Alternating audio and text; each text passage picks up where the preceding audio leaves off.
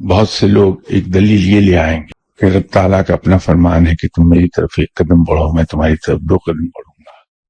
وہ اصل میں 2 قدم جو ہیں یہ نہیں ہے کہ ہم اپنے آپ کو یہ سمجھیں کہ ہم نے اللہ کو اپنا دوست بنا لیا تو اس نے بھی اپنا دوست بنا لیا ہے۔ وہ کسی اور کانٹیکسٹ میں بات کہی گئی ہے۔ اس کا مطلب یہ ہے کہ ہم اللہ تعالیٰ کے احکامات پر چلیں، کہ آپ ذرا سی کوشش کریں، میں اور آپ ذرا سی بھی کوشش کریں تو پروردگار ہمیں توفیق بخش دے گا، ایسے حالات پیدا کر دے گا کہ ہم اس کی راہ پر آسانی سے چل لیں۔